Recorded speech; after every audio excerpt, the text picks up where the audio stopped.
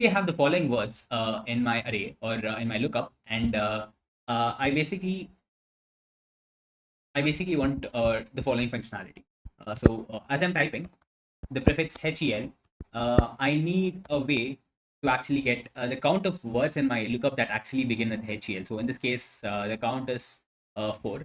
I may in fact want to retrieve uh, all the words that actually begin with this prefix. Um, and In fact, we're seeing this being applied right now. As I'm typing HEL, it's being underlined with red because it's actually not present in the dictionary. So that is a very problem we are trying to solve right now.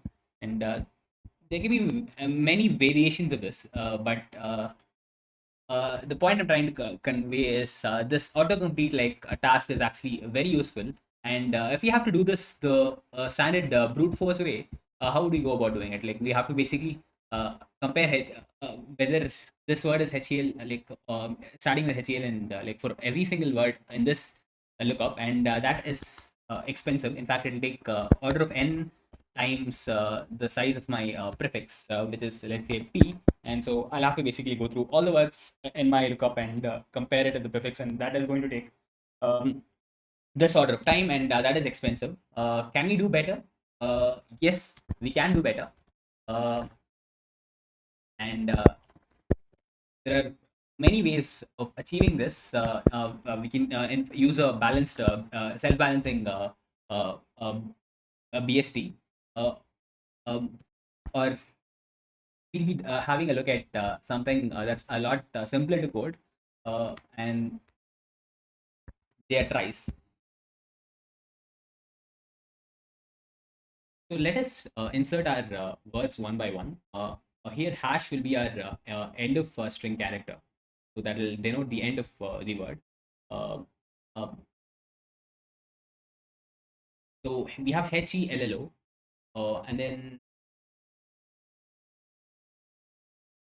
we have HELL.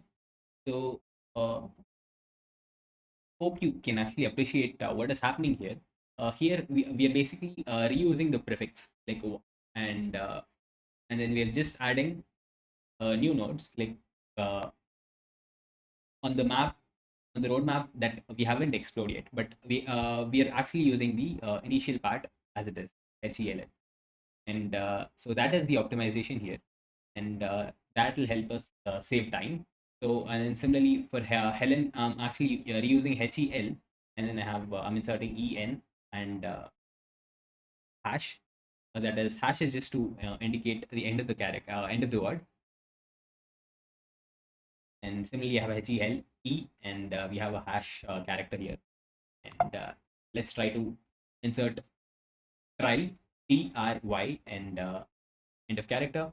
Then let's try inserting TRIE and hash. So you are using TR here, the prefix TR, and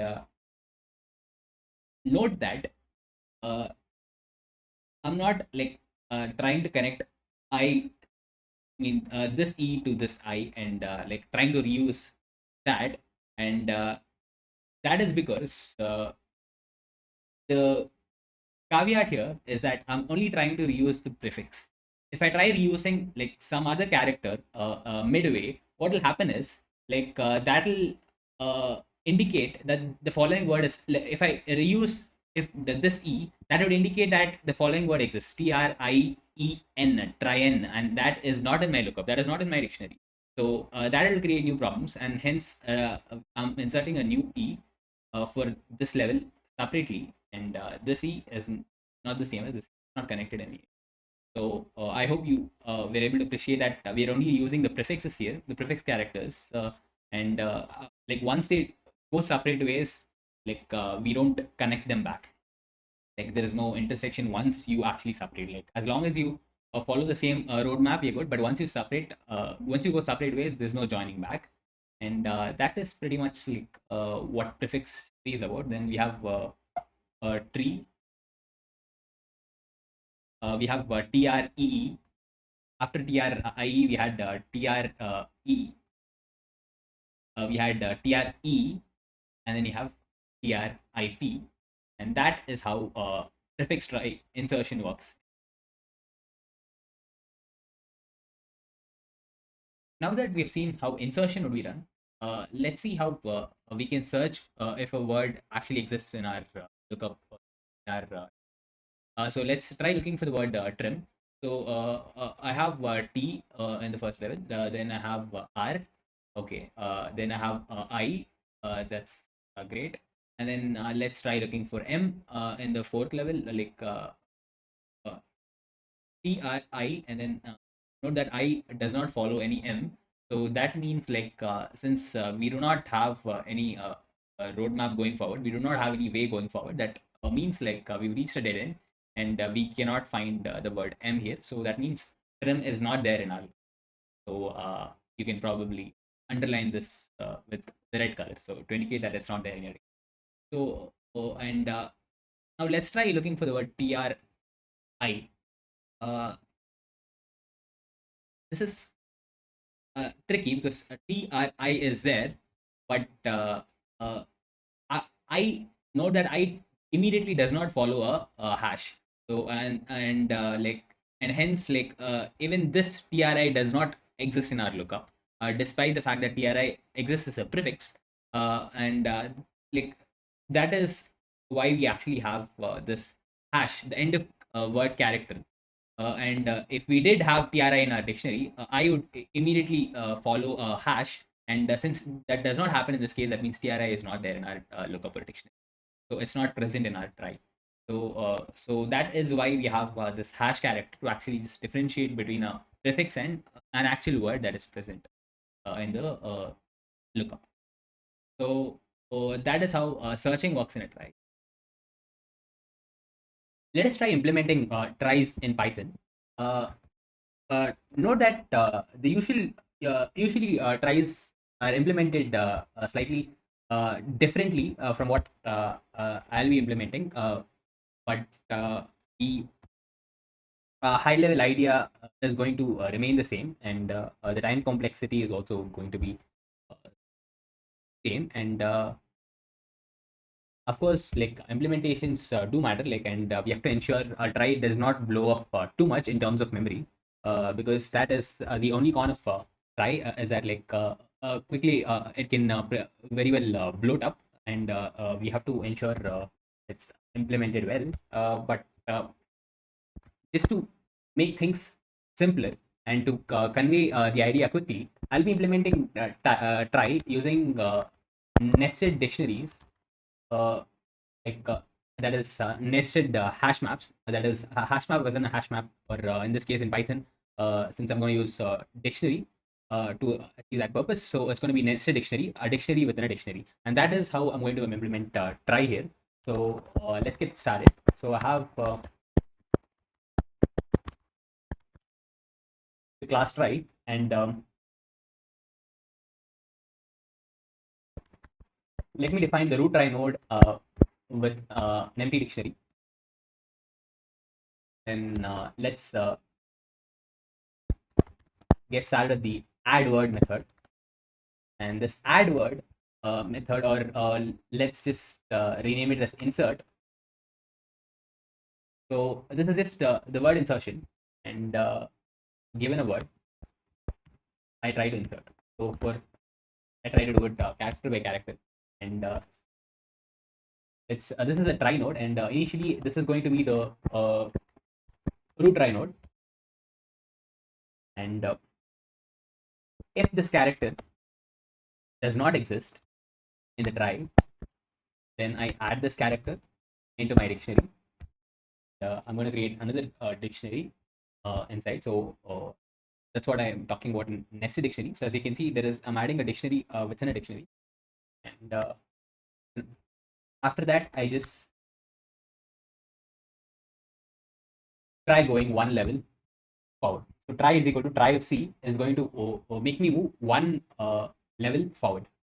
So and that is it. And then after that, like after all the characters have been inserted inside my try, Now I just mark try of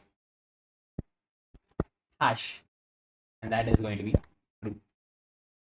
So I'm just going to add hash is equal to true, and that just denotes that the word is actually complete. So that denotes the end of word. Now, how do we search?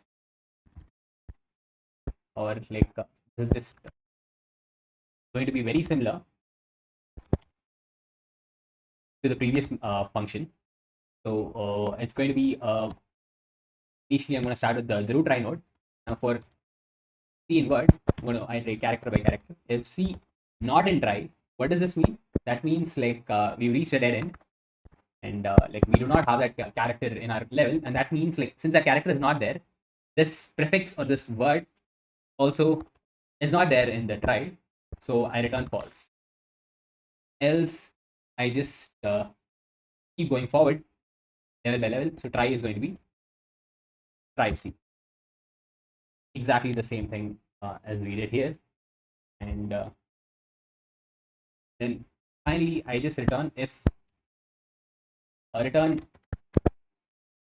hash in try. So if that is there, then that means like it's going to return true. If that is not there, that means like the prefix is there, but that particular word is not present in my uh, try. So that is it. So like this is just to check if that word exists in our try. So if this is there in my try, it will indicate that the word is ended there, so that means it's there in the try. And if this is not there, if I do not have a hash in my that level of the that particular level's dictionary, that means the word isn't there. So it'll become a lot clearer if you can just pause the video and try to go over this. I mean, let's try running our code now. Or let me go word by word, word and words. T is equal to try. T dot insert word. So I'm inserting the word into try, and after that, after we've completed the insertion of the words, we can now actually query if the word is actually present. So let's try querying some things like a t dot search for the word Helen, and let's also try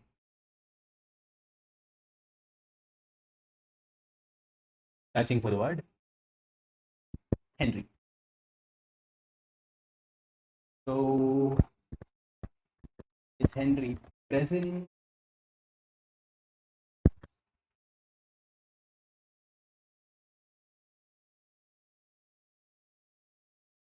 And that is it. So let's try running a code.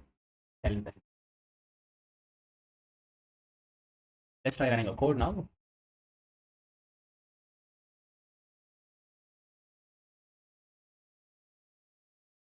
As you can see, this is the output. And before that, I actually want you to see the try itself. So I'm going to print t dot root try node. Let's try taking a closer look.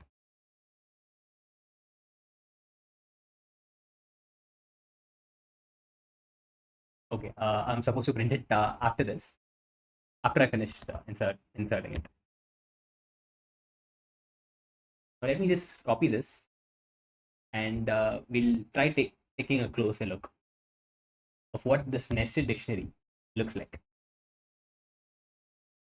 So this is what our root try node looks like, the nested dictionary. At the outer levels, I have just two keys, H and T, and then like after that, inside H I have E, and then inside E I have L, and then inside L I have another L, and then inside that I have O, and then we have an end of character inside that, so that would mean hello is actually there. And similarly, what does another hash here mean? This means like the word ends at HELL, and then inside that we have a hash that is an end of word character.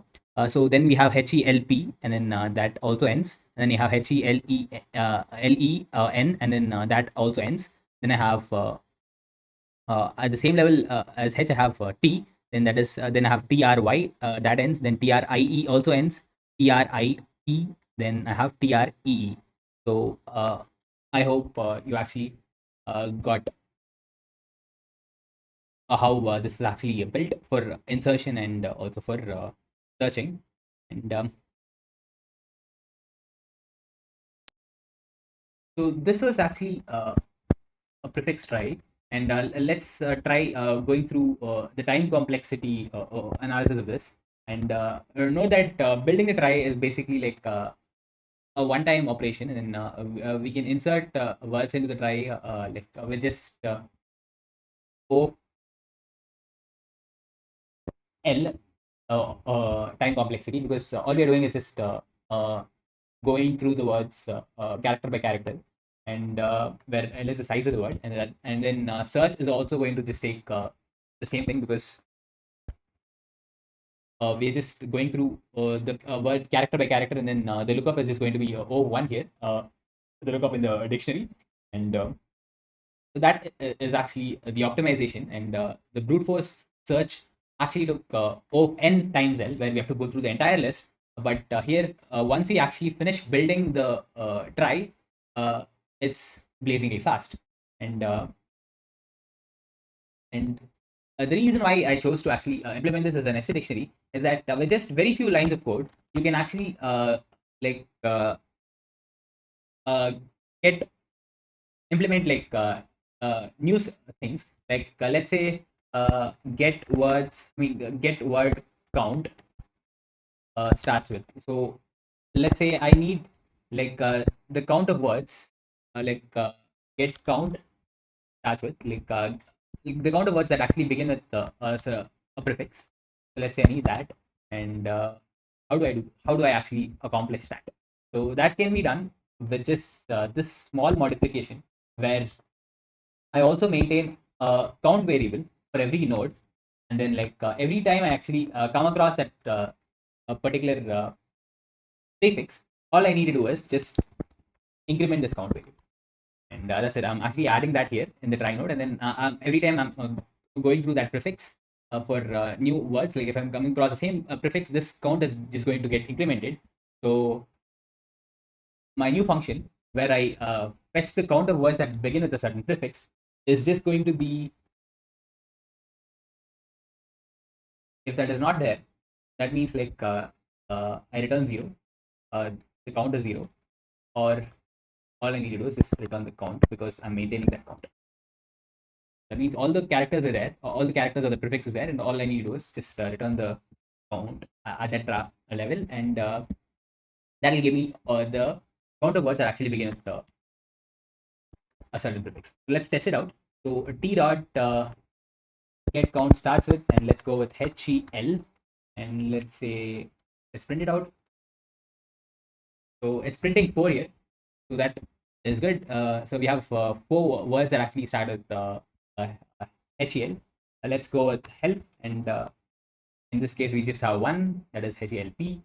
Then let's go with words that actually start with TR, and, uh, and that is also 4. So let's just go with TRI, and the answer in this case is try and try. As you can see, with just very few lines of code, because we implemented as a nested dictionary, it was very simple to actually modify it to suit our needs, and get it working for different applications, or different problem statements. But the high level idea is just going to be the same. And this also applies to a suffix try as well. Like we've implemented a prefix try. So what will be a suffix try? So let's say we had words like statement, amendment, and so on, and we want to get the list of list of words that end with ment. So that in that case, we have to build something called a suffix try, where we actually, instead of building it from left to right, we actually add the words from right to left. We can add the reverse of the word, or basically we can actually iterate the word from right to left instead of left to right. But the logic is going to be absolutely the same. It's just the direction in which you process the word is going to be different, and the way you build that would be like just different. And but like with very few modifications, you'll be able to build a suffix try as well, and and you'll be able to get the list of words that actually end with MENT and so on. And that will be a suffix try. So I hope you're able to appreciate how useful try data structure is and how simple it is to implement. At the core of it, it is just a multi-way tree. A try is just a multi-way tree, but it's actually very useful for tasks like autocomplete and so on. So thank you for watching. Stay safe.